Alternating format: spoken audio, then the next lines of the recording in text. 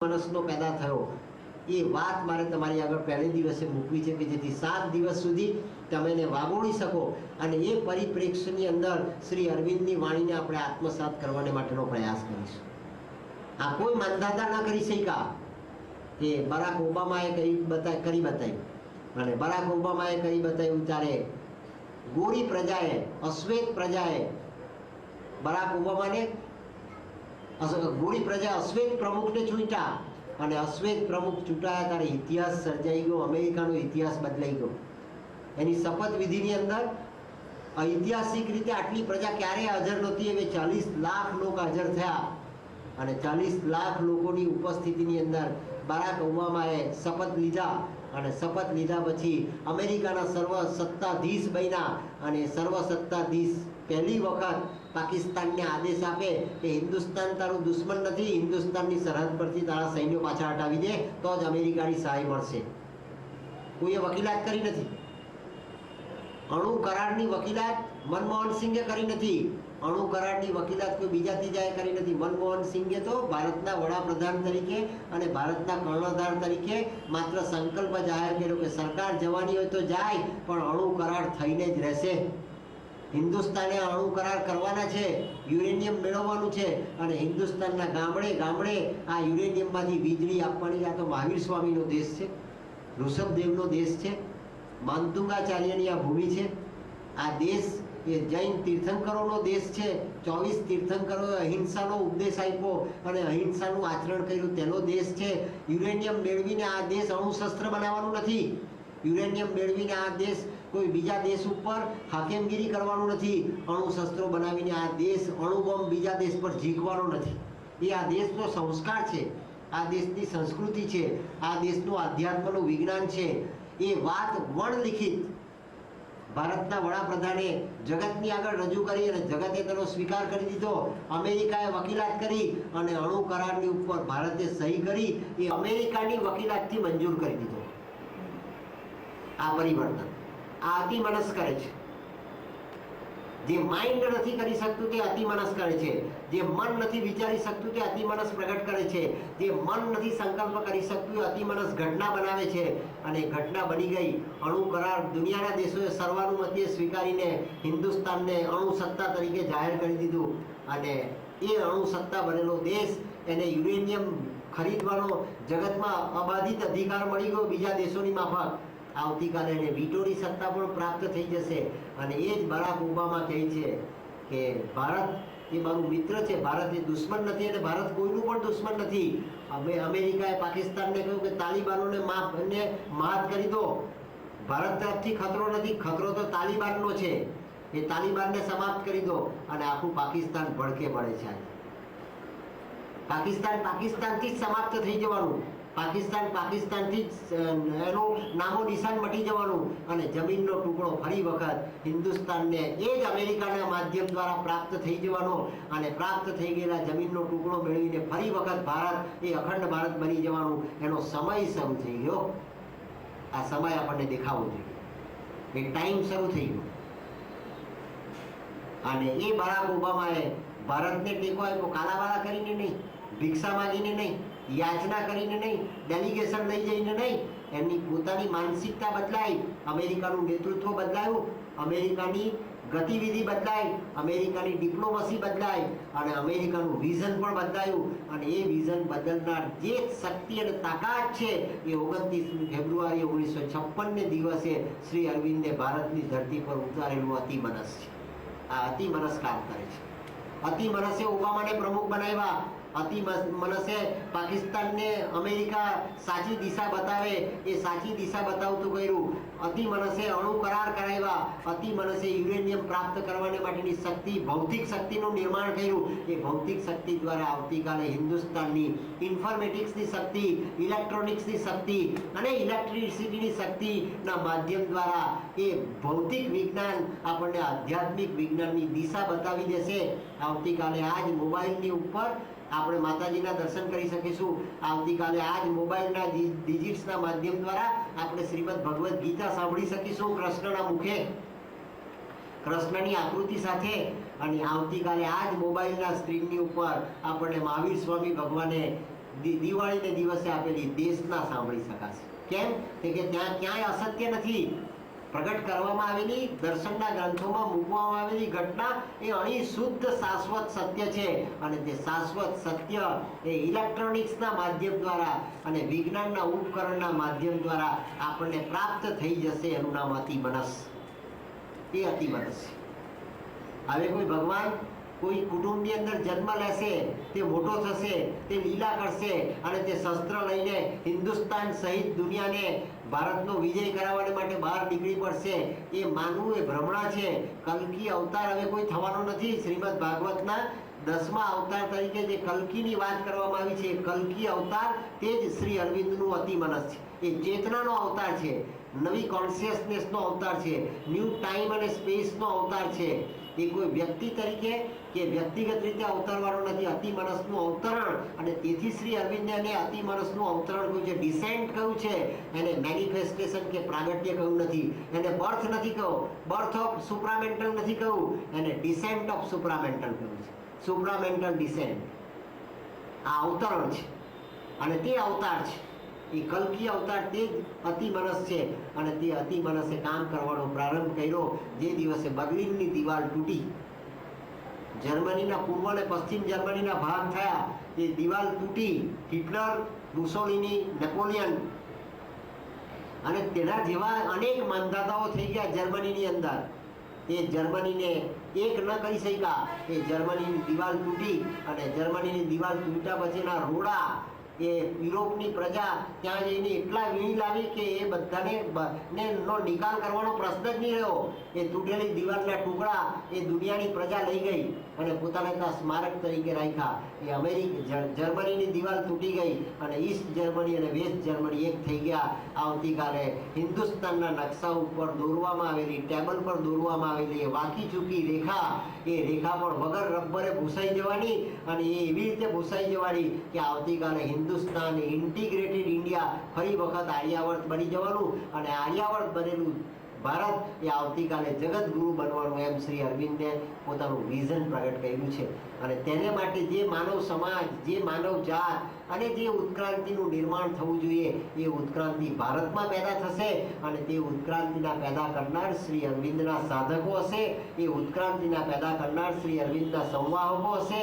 એ ઉત્ક્રાંતિના પેદા કરનાર માતાજીના પોતાના પનોતા પુત્રો હશે. અને એ આત્માઓ શ્રી અરવિંદના પરિવારમાં જન્મ લેવાને માટે માતાજીની આગળ ક્યુમાં બેઠેલા છે. એ આપણને પ્રાપ્ત થાય એવી પાત્રતા અને સાધના કરવાને માટે આપણે અહીંયા ભેગા થયા છીએ. મોક્ષને માટે નહીં, સાત્વિક મનોરંજનને માટે નહીં. આ દેશ આવતીકાલે શ્રી અરવિંદના વિઝન પ્રમાણે નવી માનવ જાતને જન્મ આપનારી માતૃભૂમિ બની જાય, જન્મભૂમિ બની જાય, એટલા માટે આપણે અહીંયા ભેગા થયા છીએ. આ સંકલ્પ કરીને આપણે સાવિત્રીનું અનુષ્ઠાન કરીએ છીએ કે આવતીકાલે આ બદલાતો સમય છે. મેં તો તમારી આગળ એના યથાર્થ મૂક્યા. અને ઓબામાની ટીમની અંદર કેટલા ભારતીય છે. ઓબામાએ કેટલા ભારતના બ્લડ, જેની લોહીમાં ભારતનું બ્લડ છે, જેના મા બાપ ભારતના છે, જેના મા બાપના જીન્સ એ ભારતીય છે, એવા જીન્સવાળા જે તેજસ્વી માણસો છે, એ તેજસ્વી માણસોને ઓબામાએ પોતાની રાજનીતિ નક્કી કરવાને માટે નિયમા, પોતાની રાજનીતિને પ્રગટ કરવાને માટે ઓબામાએ સ્વીકાર્યા. કોના કહેવાથી? કોણે વકીલાત કરી? કોણે એનો બાયોડેટા રજૂ કર્યો? કોણે ઓબામાને સલાહ આપી? કોણે અમેરિકાના સરનશીન અને સત્તાધીશને આ દિશા બતાવી? આ અતિમનસ છે, જે આ પરિવર્તન લાવે છે. અને તે પરિવર્તન હિન્દુસ્તાનમાં પણ આવે છે અને વિશ્વમાં પણ આવે છે.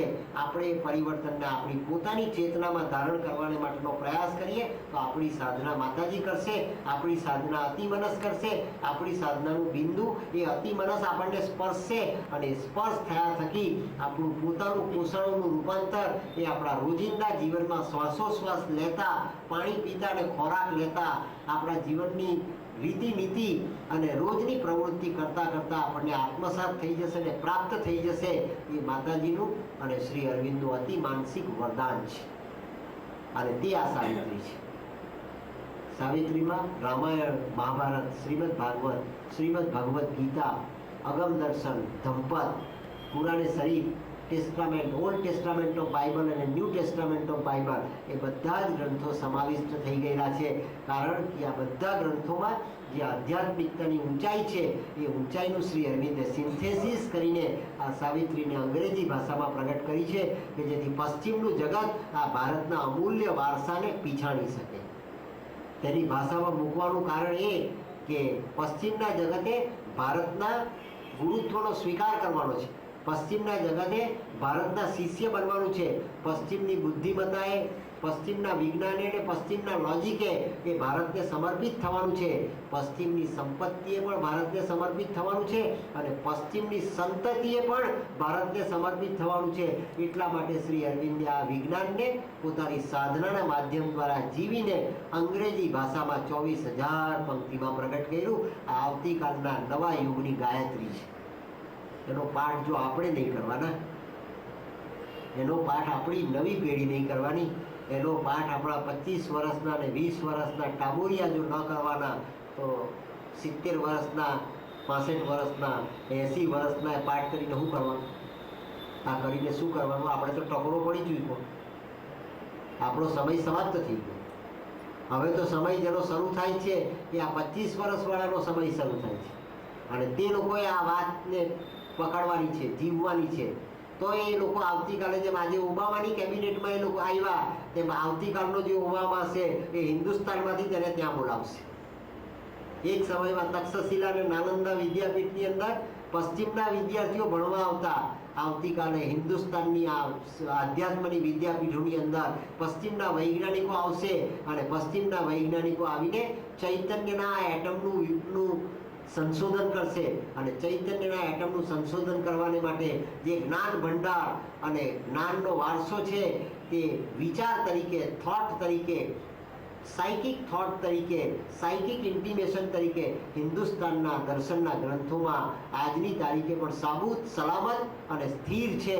એનું વિજ્ઞાન આપણી નવી પેઢીએ ઇલેક્ટ્રોનિક્સ અને કમ્પ્યુટરના માધ્યમ દ્વારા આત્મસાત કરવાનું છે. આજના યુગની માંગ છે તો આપણે આ નવા સમયને પીછાણી શકીશું, નવા સમયને ઓળખી શકીશું. વાત બહુ અઘરી છે, વ્યાસપીઠ ઉપરથી કરવી બહુ સહેલી છે, પણ એનો અમલ કરવો અને એને જીવનમાં જીવવી એ બહુ અઘરી છે. પણ આ જો વિજ્ઞાન આપણને પકડાય તો જરૂર આપણે એ દર્શનના ગ્રંથોના પરમોચ્ચ સત્યોને પામી શકીએ. એવું સિન્થેસિસ શ્રી અરવિંદે કહ્યું છે. શ્રી અરવિંદે કોઈ ધર્મ પ્રગટ કર્યો નથી, શ્રી અરવિંદે કોઈ વાદ પ્રગટ કર્યો નથી, શ્રી અરવિંદે કોઈ નવા ધર્મની સ્થાપના કરી નથી. શ્રી અરવિંદે માત્ર ને માત્ર જગતની અંદર આજ દિન સુધીમાં પ્રગટ થયેલું અનેક સંસ્કૃતિઓમાં ને અનેક દર્શનના ગ્રંથોમાં જે શિરમોર સત્ય છે એ શિરમોર સત્યના શિખરોને એકત્રિત કર્યા છે. એ શિરમોર સત્યના શિખરોનું સિન્થેસિસ કર્યું છે અને સિન્થેસિસ કરીને શ્રી અરવિંદે આ સાવિત્રીની 24,000 પંક્તિની અંદર એ મહામંત્રને પ્રગટ કર્યું છે. શ્રી અરવિંદ સ્વીકારે છે અને ચોક્કસ વસ્તુનો નિષેધ પણ કરે છે. તો કોનો નિષેધ કરે છે એ વાત પણ શ્રી અરવિંદે બતાવી અને કોનો શ્રી અરવિંદ સ્વીકાર કરે છે એ વાત પણ શ્રી અરવિંદે બતાવી. ત્યાં આપણને ક્ષીરનિર ન્યાય પ્રાપ્ત થાય છે. આપણા ધર્મમાંથી આપણે ક્ષીરનિર ન્યાય શું કરવાનું? ભ્રમણા, ભ્રાંતિ અને બ્રહ્મ તત્વ એ બેની વચ્ચે જે પ્રગટ વિરોધાભાસ છે એ વિરોધાભાસને દૂર કરીને જેમ હંસ એ દૂધ અને પાણીને જુદા કરીને દૂધનો સ્વીકાર કરે અને પાણીને દૂર કરે તેમ ક્ષીરનિર ન્યાય કહેવામાં આવ્યો વેદાંતના દર્શનમાં. એ ક્ષીરનિર ન્યાય આપણે પ્રાપ્ત કરી શકીએ જો શ્રી અરવિંદના મંત્રને આપણે આપણી ચેતનામાં દીક્ષા તરીકે સ્વીકારી શકીએ તો.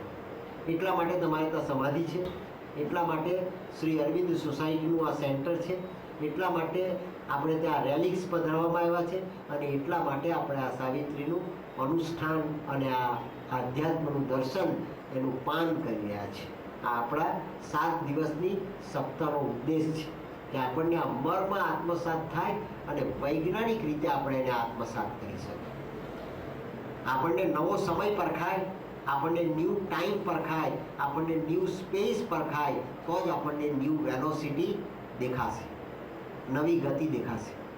જીવન જે આપણને દુર્ગતિમાં ઘેરાયેલું દેખાય છે, દુઃખમાં, યાતનામાં, ત્રાસમાં, જીવન જે વ્યતીત થતું દેખાય છે એ જીવનને ભાગવત ગતિની પ્રાપ્તિ થશે.